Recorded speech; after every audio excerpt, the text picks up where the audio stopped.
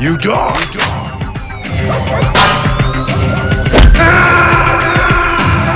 Damn it!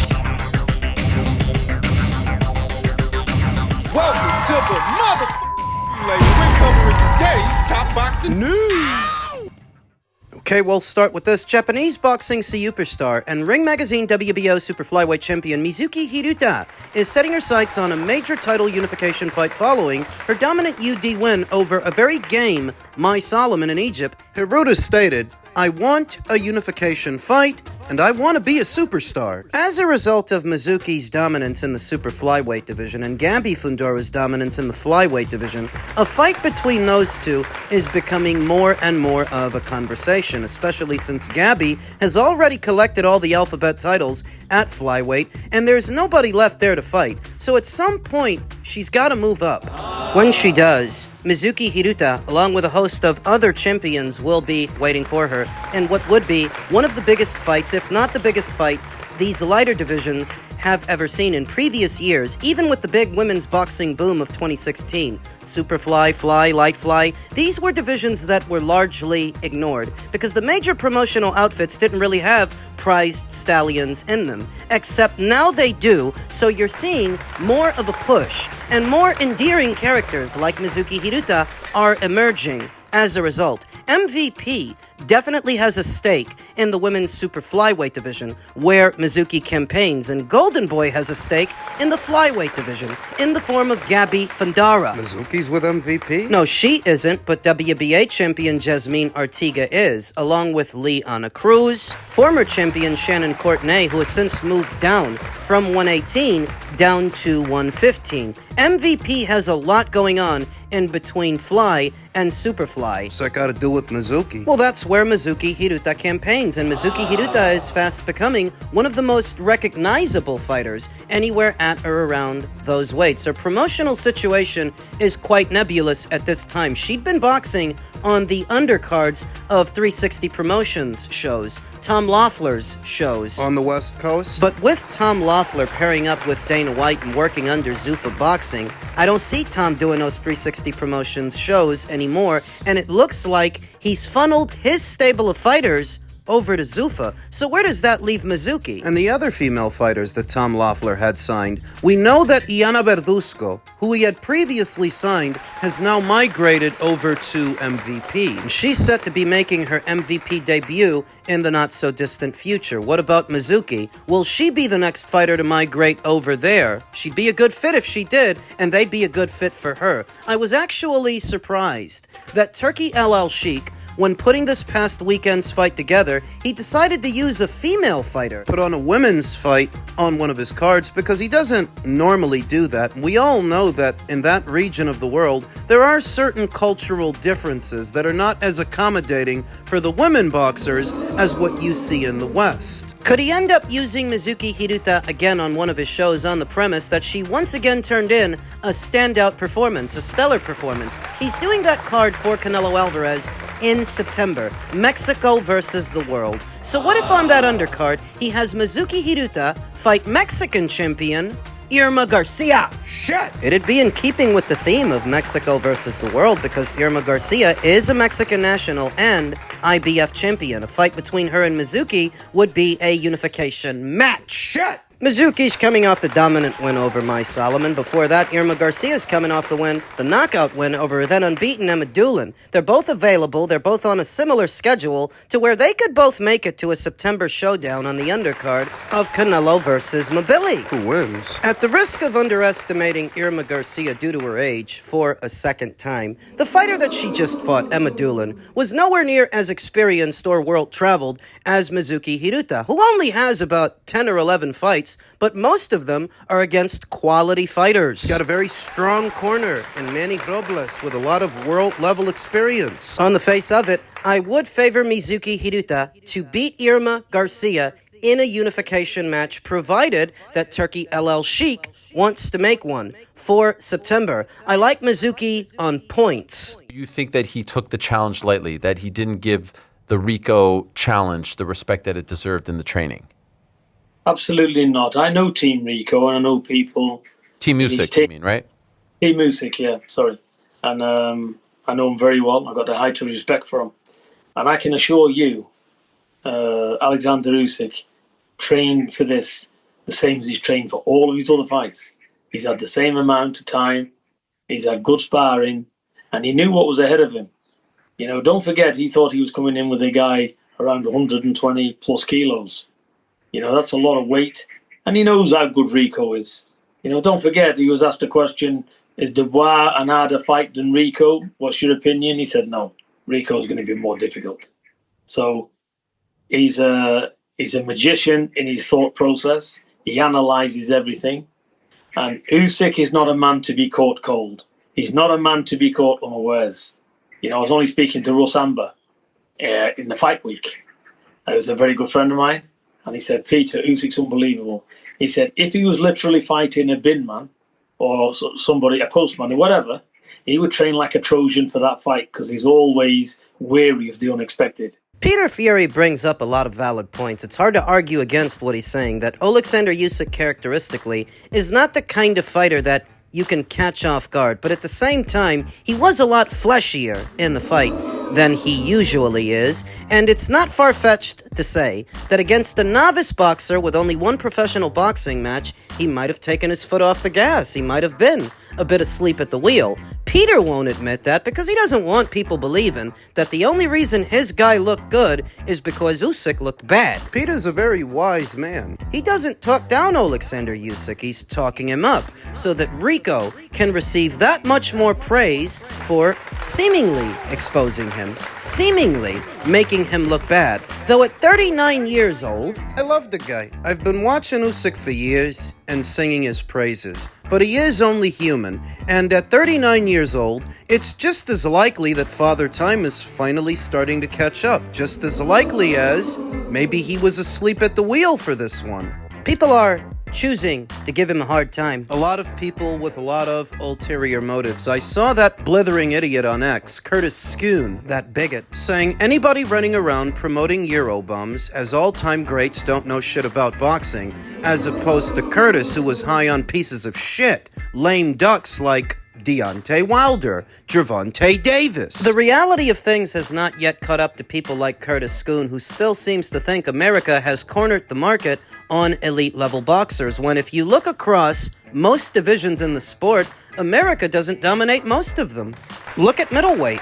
There are no American middleweight champions in that division. There are no American super middleweight champions. There is a Cuban, a Cameroonian, a Mexican, And a Brit. But there are no Americans holding titles in the super middleweight division, and it's even worse at light heavyweight. The American presence in light heavyweight hasn't been felt in years. You do have David Benavidez holding one title at the weight, but the other three are held by a Russian. And when you look across the landscape of that division, it is a largely international division that is not dominated by Americans. It's the same at cruiser and even worse at heavy. Currently, there isn't a single American in the heavyweight division's top 15. So where does a fucking idiot like Curtis Schoon get off calling people Eurobums? Those Europeans are actually medaling more often in the Olympics in the amateurs than the Americans are, and in the paid ranks, America doesn't dominate boxing. but he resorts to calling fighters Eurobums for the simple fact that they're not American and they don't share a common ancestry with him. He resorts to calling fighters Eurobums because Usyk finally looked human, but how many times has Deontay Wilder looked human? Or Gervonta Davis? It would have taken Alexander a lot of years, a lot of title fights across 2 divisions and 3 separate undisputed runs. At the ripe old age of 39 years old, to finally look human so that a fucking moron like Curtis Schoon could call him a Eurobum. I can't fucking stand this guy. Or anybody like him, because he encompasses everything that's wrong with the American boxing fan. Ignorant and self-satisfied. Stupid, but won't shut the fuck up. You're never too far from something stupid that Curtis Schoon says, because everything he says is stupid. Glaring example of what I'm always telling you about the American boxing scene and how most of the boxing takes coming out of America are pretty fucking bad. Land of the opinionated idiots. Though for a more sobering take, I turn you over to veteran content creator Vince Cummings, who said, "Bunch of fucking ignorant dopes, waiting for a near 40-year-old fighter to slip, so they could call him overrated and say they knew he wasn't great the whole time. Big day for that lot of fucking retards yesterday, I see. When you're right, you're right. Because that's what's going on right now. A lot of people with a lot of ulterior motives laying into a fighter who seldom ever gave you anything to complain about, so that if he looks human, even for a moment... Oh, well, he was never any good. He was always overrated. Just another hype job. Bunch of fucking morons is what it is. Yeah, we were just like surprised by some things that, for example, after there was like open scorecards, and after 4 rounds we got scorecards. We were like, hey, we're even. Okay. I felt like I was at least like 3-1, but okay, we're even. That's fine. Then we get the scorecards again, and after another 4 rounds, so after round 8, and still we were even. You're like, this, I don't know. This starts to feel like, I don't know, fishy, because like I feel like I'm winning these rounds. I'm working more. I'm getting hit less, and I'm touching him more than he's hitting me. So maybe I have to like push it a little bit more. So yeah, it's getting looked at with like a protective, or through a protective boxing lens. So, and then maybe because I'm an outsider, I have to put in that extra work to, be even more convincing.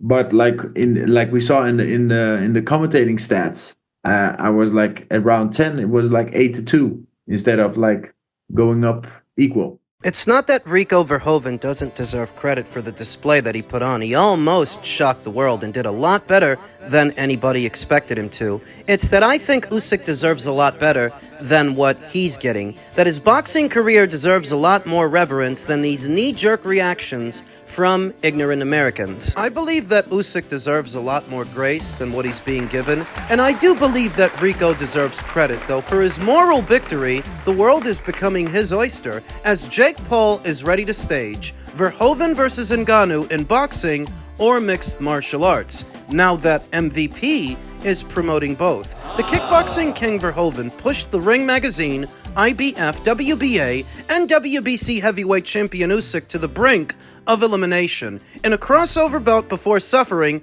a dramatic 11th round stoppage loss at the Pyramids of Giza. Following the fight, Verhoeven, who was boxing for just the second time, said he'll be focusing on the sweet science moving forward as he officially enters the next chapter of his fighting career. Verhoeven will have several high-profile options to consider, and chief among them is a fight against Francis Ngannou, who made a similar crossover from MMA into boxing. Eager to return to the squared circle, having scored his biggest paydays as a boxer, I think Ngannou would be up for a Rico Verhoeven fight. Verhoeven was originally shortlisted to face Ngannou as part of MVP's debut MMA event in LA on May 16th, but ended up taking the fight against Usyk instead. Ngannou, meanwhile, stopped Philippe Lins in 1 round. Jake Paul and MVP are now looking to rekindle conversations for a slugfest that can be staged in a combat sport as preferred by Verhoeven and Ngannou. MVP is 100% interested in working with Rico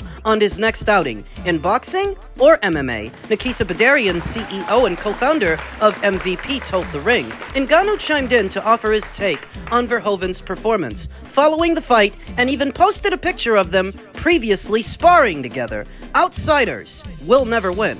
Trust me, I know, but Rico was the winner tonight. Period, Ngannou said on social media. Ngannou, the former UFC heavyweight champion, lost both of his boxing bouts. The first came against Fury in a competitive split decision loss after dropping the Gypsy King at the end of 2023. However, he was blasted inside 2 rounds by Anthony Joshua in March of the following year. So let's just say that when it comes to these crossover fights against either mixed martial artists or kickboxers, the boxers themselves have got to come down off of their high horses and take them seriously, just as serious as they would take any boxing match, because I don't think Fury took Ngannou seriously, and I don't think Usyk took Rico seriously. That is how I reconcile it. When a boxer decides to take on a crossover fight against somebody who doesn't have as much experience as they do, well, that's how they end up training. They end up lax. Whereas that MMA fighter or that kickboxer is taking the training a bit more seriously because they're entering into uncharted territory. They can't afford to treat it like it's a joke, like the boxers do. So for those boxers in the future that insist on fighting in these crossover circus fights, you better take it seriously. If you don't want to get embarrassed. Over to a potential Rico Verhoeven versus Francis Ngannou crossover fight. I don't think that Rico is interested in fighting him in mixed martial arts. He said he wants to stick to boxing for this chapter of his combat sports career, so that is what I think he'll do. And if he's gonna fight Francis, it's gonna be in the squared circle. Will MVP be the ones who promote it, or will it be Turkey? To my knowledge, neither Francis Ngannou or Rico Verhoeven has a formal arrangement with either promoter, either promotional outfit, MVP or Turkey, so either one of them could end up doing the fight for big money. I think it is a question of speed. I think it is a question of who can put together a sizable offer faster than the other, Turkey or Jake. And I think in that department, Turkey wins. He's got more money than Jake and Nakisa. He's got way more money than MVP. I think that MVP's only ace in the hole in this situation is maybe getting Netflix interested in picking up that fight, because if they can do that before Turkey can, well, now you're cooking with oil. They just did very robust numbers for the fight between Gina Carano and Ronda Rousey. Netflix was impressed, and they liked what they got. So they might be interested in doing another MMA card promoted by MVP. Now, where does that leave their boxing and their robust stable of Valkyries? MVP started out as a promotional outfit in the sport of boxing. Now they're branching out. And if they start having more success with their MMA cards than they are their boxing matches, what becomes of all those girls, all those women they're supposed to be promoting? When you go on a signing spree like they did, picking up all these international women boxers, you give yourself more work to do every time you pick one up, so that now, if you want to start promoting a completely different sport entirely, you're just giving yourself more work to do. And can you adequately do it? Or are you spreading yourself thin? I question their ability to adequately promote every single one of these women boxers when now their attention is turning to a different sport. What's the intention here? To build a roster of fighters, a stable for their MMA wing? Do they have the staff to do this? Pardon me for saying so, but it seems like promoting both boxing and mixed martial arts seems like a lot. It's ambitious, to say the least. Can they do it? We'll see.